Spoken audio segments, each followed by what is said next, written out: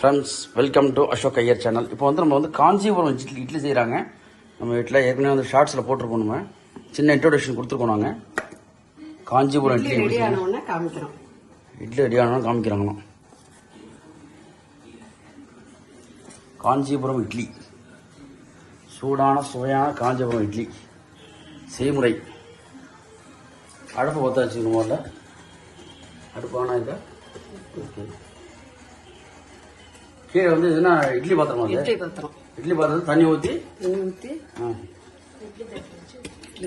எப்படி ஏங்க வேடி ஆகணும்? இது ஒன்று எப்படின்னா ஃப்ரெண்ட்ஸ், இந்த மாதிரி எல்லாரும் ட்ரை பண்ணி பாருங்க. அதில் இந்த மாவு செய்யறதுக்கு என்னென்ன இன்க்ரீடியன்ட்ஸ்னு இப்போ அந்த ஷார்ட்ஸில் காமிச்சோம். அதை வச்சு நீங்கள் பார்த்து செய்யுங்க.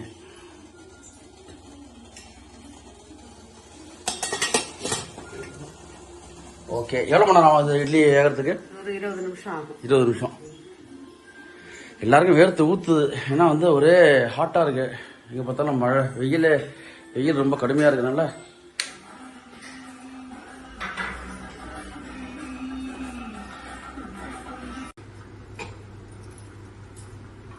ஆஹா, சூடான சுவையான என்ன எடுக்க வர முடியுது.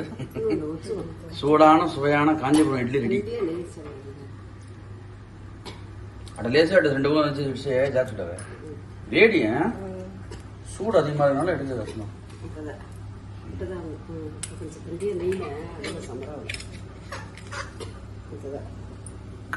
ஃப்ரெண்ட்ஸ், பார்த்துங்க எல்லாரும், சூடான சுவையான காஞ்சிபுரம் இட்லி தயார் பண்ண ஒருத்தவங்க, எடுக்கிறது ஒருத்தவங்க.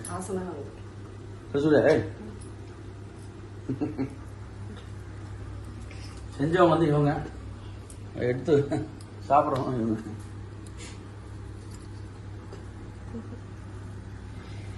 ஓட்டுனவே அட லேசா இடிச்சு அட தட்டின்னு டப்பாரம் படிச்சோம். அந்த ஓட்டு விஷயம் அது ஒரு சென்டர்ல விட்டு ஓட்டுங்க. நூனு தம்பரோட ஓட்டு இருந்து நிறைய ஓட்டுங்க. அதையும் ஒன்று சாப்பிட்டா ரொம்ப நினைக்கிறேன்.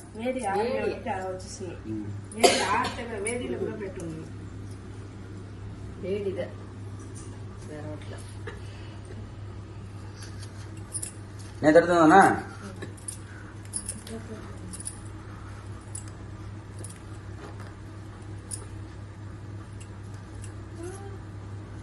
இருக்காமா சரி அப்பாடி இருந்ததா? படிச்சுக்கிட்டியா? தெரிஞ்சுக்கிட்டா?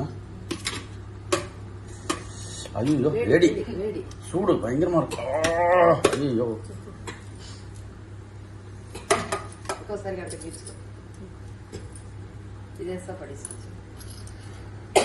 சூடான சுவையான மல்லிகைப்பூ இட்லி கிடையாது, காஞ்சிபுரம் இட்லி.